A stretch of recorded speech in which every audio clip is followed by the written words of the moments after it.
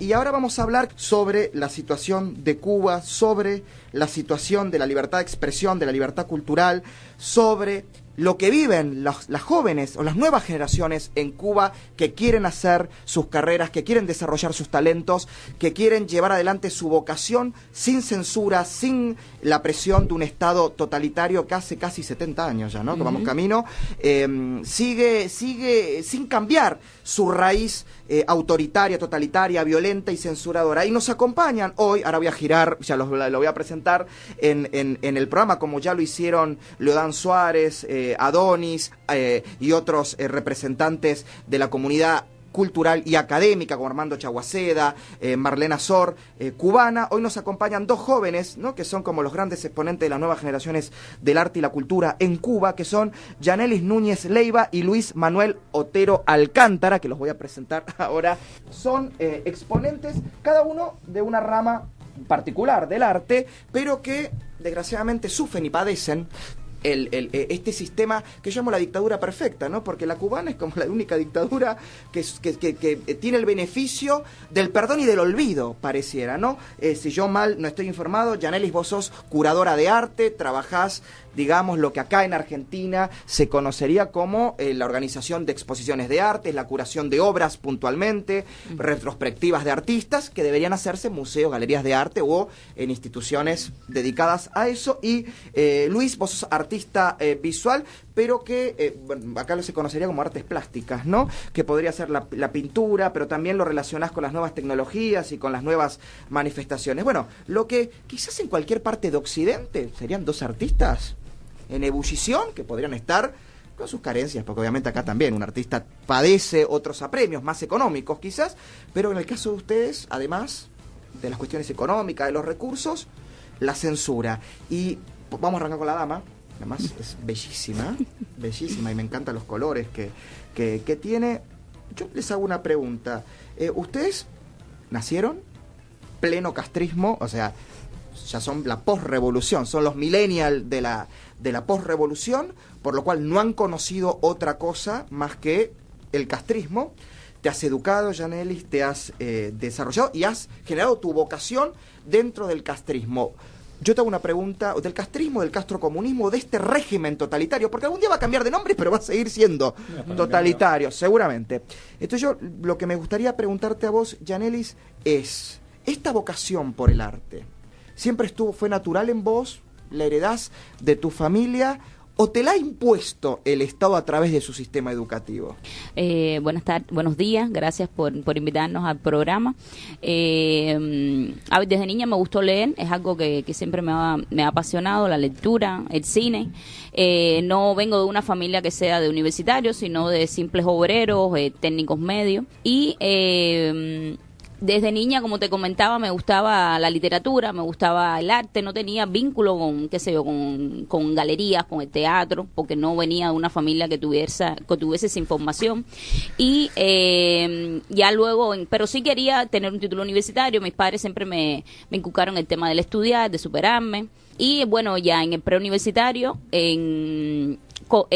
cojo por casualidad, yo sabía que quería algo relacionado con la literatura, con las artes, con las letras, y la carrera de Historia del Arte me llega, tenía un buen promedio porque me estaba preparando para eso y me llega, y es de algún modo el descubrimiento con la historia del arte, realmente. Tenía un basamento pero muy mínimo con respecto a qué sé yo, a las manifestaciones a nivel internacional, cómo estaban funcionando, y en la universidad me encuentro realmente con todo el espectro de las artes en Cuba y a nivel internacional. Y bueno, de algún modo sí, soy parte de ese sistema, educacional del gobierno, pero también soy parte también de una familia preocupada, ¿no? Hay muchas familias que no le ven ningún sentido a los estudios universitarios. Aunque mis padres no lo fueran, sí siempre todo el tiempo estuvieron inculcando eso. Perdóname que te interrumpa, pero el mito cubano, principalmente acá en América Latina, es que primero, el acceso a la educación es plena, total, que el Estado se encarga de, supuestamente, ¿no?, la revolución, ¿no?, y el castrocomunismo se ha encargado de desarrollar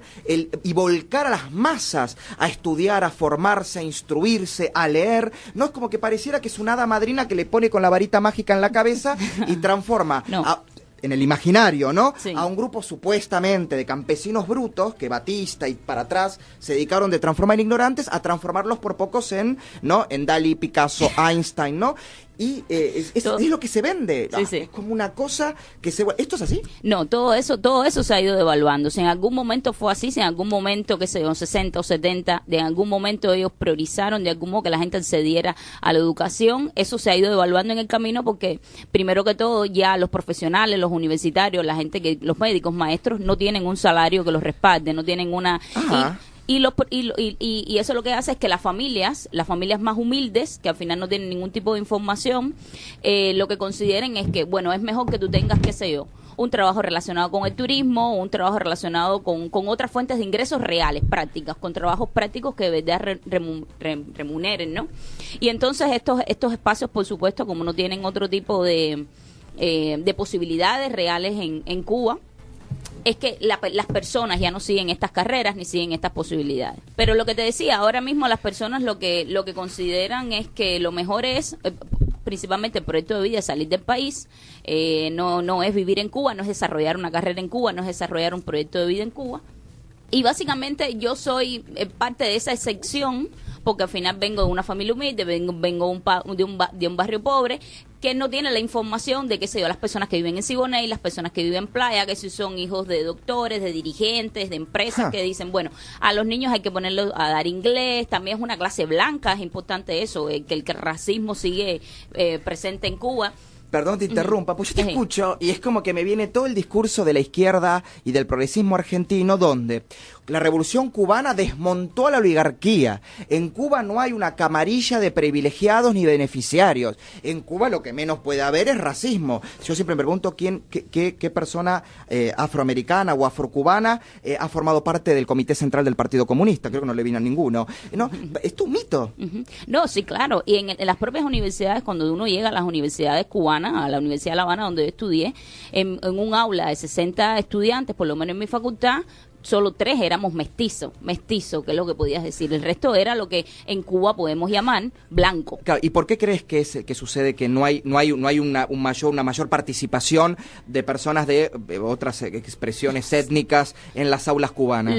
Lo que te explicaba es que las familias negras, las familias mestizas siguen en los mismos espacios, siguen segregados a los mismos espacios, que es en los barrios marginales, y siguen con la misma información, que es tú tienes que conseguir un trabajo que prácticamente te dé dinero. Ahí están las familias que tienen problemas de alcoholismo, problemas de robo, de violencia. La mayoría de las prisiones cubanas están llenas de negros, no de blancos, como se podría decir. Realmente casi un tema para tratar puntualmente, ¿no? El racismo de la izquierda estalinista. Luis, ¿querías comentar algo? No, y hay una cosa sobre todo con ese tema, y es que si tocas el tema de racismo en Cuba, que es un tema cívico, un tema social, eso es contrarrevolución. Y ahí te imaginas, estamos hablando que en Cuba hay personas preocupados por el tema racial. Fidel Castro un día llegó al poder. Primera, en un año eliminaron el analfabetismo. Eso, primero que todo, es una locura. En Cuba todo es estadística. En Cuba prefieren dejarte un niño vivo por 24 horas para que pase el 1 de enero, para que no cuente con la estadística del año anterior, y ahí, de hecho, ya el índice de mortalidad infantil baja. Y así mismo es con todo. Así mismo, de momento... Pero es siniestro eso, ¿eh? Muy malvado. Para práctica los nazis, parece. Muy malvado, eso. Muy malvado. Estamos hablando de que todo es estadística para alabar el gran hermano. Digamos, el marketing internacional cubano se basa en estadísticas, querer mostrar números que no solo pueden ser modificados, porque, a ver, el Instituto de Estadística cubano debe ser uno de los órganos más censurados y controlados por el Estado, sino que además son capaces de manipular vida para que esa estadística dé mejor. Esto parece película de terror. Y peor es vivir dentro de la película de terror. Y ustedes viven, perdón, yo no llegué a poder hablar con ustedes antes de la entrevista, ¿nos están radicados en Cuba? ¿Han salido? ¿Cómo han salido ahora de visita, no? Pero... Sí, estamos hablando de que nosotros somos artistas que tenemos una postura crítica ante el sistema, claro. Y con todo eso lleva que toda esta película de terror se intensifica a un 300% de que cada minuto te puedes amanecer con el hecho de que no te dejen salir del país, de que pueden entrar a tu casa y decomisarte tus laptops o tus discos duros, o simplemente poner en crisis con tu familia, ir al trabajo de tu mamá o de tu hermana y amenazarla aunque la van a botar del trabajo, y ahí generaste toda una crisis existencial, una crisis familiar, que para intentar desquebrajarte un poco tu estado mental, y ahí tú desistas un Y el poco de lo que aprisionamiento estás haciendo. también. Sí. Claro, y la tortura dentro de la cárcel. También el hecho de dejarte solo todo 3 días solo en una celda, o las amenazas directas, o todo lo que los amigos que se te van. Hay un montón de estructuraciones que nos costaría hablar horas aquí, y es muy difícil explicarlo sin verdaderamente vivir en aquella realidad que aún es miserable. Es con todo esto que estamos contando, de que temas como ahora mismo hay una activista por los derechos animales que está presa por denunciar una matanza de gatos y de perros del Estado cubano, callejero. El Estado cubano no tiene control de la reproducción de animales. No tiene una política de castración. No, de hecho, a nivel particular, tenemos muchos amigos que se dedican a eso con su dinero. Estamos hablando de que el salario promedio del cubano, estamos hablando de que son 20 CUC, que son $20, y castrar un animal a nivel particular, porque sabemos que hay un paralelismo entre el particular y el Estado, cuesta 5 CUC, y de su dinero logran reunir y castrar una cantidad de animales. Es el cubano convertible, ¿no? Sí. Estamos hablando de que esas personas que castran esos animales están tildados de contrarrevolucionarios. Ni siquiera están preocupados porque por temas políticos. Sí, porque toda iniciativa independiente en Cuba al final se tilda de contrarrevolución, de que estamos pagados por Estados Unidos, de que somos mercenarios, de que queremos derrocar. Definan independiente primero, ¿no? Para que la gente entienda que es una actividad, cualquiera sea el campo, independiente en Cuba. Una actividad independiente es algo que tú no tengas que ir a la institución a pedir permiso ni pasar por toda la estructuración estatal, macabra, estatal, de que pedir permiso, entonces tienes que ir a una oficina, que ahí te digan quién tú eres, revisarte todo tu expediente, si tu mamá, si en algún momento tú no eres graduado de una escuela o algo, tú no tienes categoría suficiente para estar ahí. Aún dentro de la institución te exigen toda una estructuración macabra que los perros se mueren. O los LGTB, pasamos 20 años discutiendo eso. Los únicos que están autorizados para hablar de LGTB, por ejemplo, es Mariela Castro y 3 personas que designa Mariela Castro. De Animal a Aniplan, que es una institución estatal. Más nadie tiene derecho, a hablar de eso en Cuba. O de racismo, no sé, las instituciones destinadas a eso dentro de la institución. Más nadie tiene derecho a hablar de eso en Cuba. De arte, las instituciones de arte. Más nadie tiene derecho a hablar de eso si no es contrarrevolución. El tema LGTB, quiero comentar algo. Yo cuando entrevisté a Leodán Suárez, que la verdad tiene una historia también de película de terror, yo creo que la de Reinaldo Arenas al lado de la de ella es color de rosas, porque además ella es públicamente conocida, es portadora de HIV. Los médicos que la querían tratar le pedían primero sexo para... Bueno, no quiero ni repetir porque me pone violento saberlo. Yo le regalé un libro que se llama Historia de la homosexualidad en Argentina, que es un libro de un periodista llamado Osvaldo Bazán, uno de los principales periodistas argentinos, y además es parte de la comunidad homosexual argentina, como lo soy yo, como lo somos varios, y son 600 páginas de investigación histórica, pero impresionante, con fotos de 1800, digo, sí, obviamente, y hay una crítica muy dura en el libro, tanto a la extrema derecha como a la extrema izquierda, que han sido claramente homofóbicas, ¿no? Y fue lo primero que le decomisaron en el coso, y por lo que más la agredieron en el José Martí, en el aeropuerto. ¡Un libro! Es una cosa que a mí no me entra. Pues bueno, que entraste con arma, entraste con droga, entraste con no sé, con panfletos que dicen asesinen a la... Ponele, incitando al odio. Y fue lo peor, y además dice que se lo mostraban como si era un paquete de cocaína, una cosa terrible. Es que la información en Cuba es un peligro para el gobierno. Todo este tiempo, si nos han mantenido cerrados no solo al internet, sino al acceso al libro, las publicaciones, las políticas editoriales, por supuesto, son completamente, tienen un perfil ideológico de que se puede leer, que tú puedes leer. Ya te digo, durante varias generaciones, las personas que por los diplomáticos, la gente que podía salir y llevaba un libro, las personas se lo tenían que leer a escondidas, un libro que Vargas Llosa, qué sé yo, Cabrera Infante, claro. Eso jamás palabra, ¿no? Se va a publicar en Cuba, y la gente se lo leía como si fuese, como si estuvieran haciendo terrorismo, ¿no? Terrible. Y es algo absurdo. Aún se vive. Nosotros hemos salido en otras ocasiones. A mí me comisaron una vez una revista feminista que decía que los autores eran subversivos. Una revista feminista, es la primera revista feminista que hay en Cuba, que se llama Las Tensas, y me la decomisaron en el aeropuerto, simplemente porque ellos entendieron de que había autores subversivos ahí. Y Luis, vos me estabas por comentar, porque también otra cosa que se está vendiendo es, llegó este señor Díaz-Canel, que parece que es Obama, ¿no? Claro, un señor encantador, divino, muy guapo, muy abierto, que por poco va a ser François Mitterrand revolucionando la democracia en Cuba, y parece que lo primero que ha firmado este señor tan simpático el Obama de Cuba, ¿no? Es el famoso decreto 349, que ni me quiero atrever a preguntarte, Luis, ¿qué es este decreto 349 que firmó el nuevo, la nueva cara bonita del régimen castrocomunista? Hay una cosa importante y hay que señalar sobre lo que estaba, es que el sistema cubano, el régimen cubano, a todas las personas que piensan diferente los embloca en un solo espacio. Todos somos opositores, todos somos mercenarios, y hay fracciones, personas que están preocupadas por el LGTB, los artistas, no sé, las personas, los feministas, y así cada quien, las personas que tienen animales. No, el Estado cubano te lo embloca a todos son disidentes, y así enemigos del Estado, además. La opinión internacional dice, no, todos ellos son disidentes, de opositores. Tú dices, brother, mira, espera un momento, aquí hay fracturas y cosas también, y formas de pensar diferentes. No somos ni extrema derecha ni somos nada, simplemente somos personas preocupadas por la cultura. Este decreto es un invento de este nuevo régimen que va a ser lo peor. Yo creo que va a ser peor que lo anterior, si se permite que pase.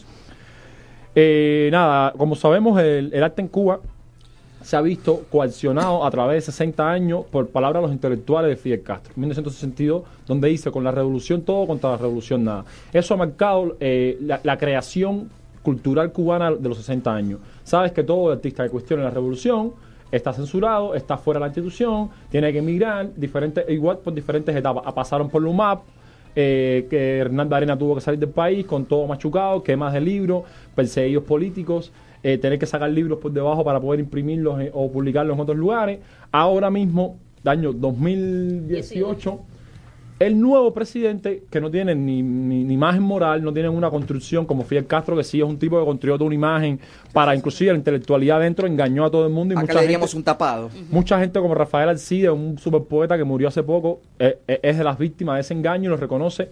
Este tipo no cuenta con ninguno de esos prestigios y tiene que demostrar a esas altas instancias que es un tipo de respeto en el siglo XXI. Y lo primero que implementa en el mundo del arte, después de la Bienal 00, que fue una Bienal independiente que demostró que los artistas no están creyendo en el sistema, que no tienen ningún tipo de compromiso con ningún sistema, y cada día la independencia alcanza más poder, implementa el 349, que es una ley que criminaliza el arte independiente.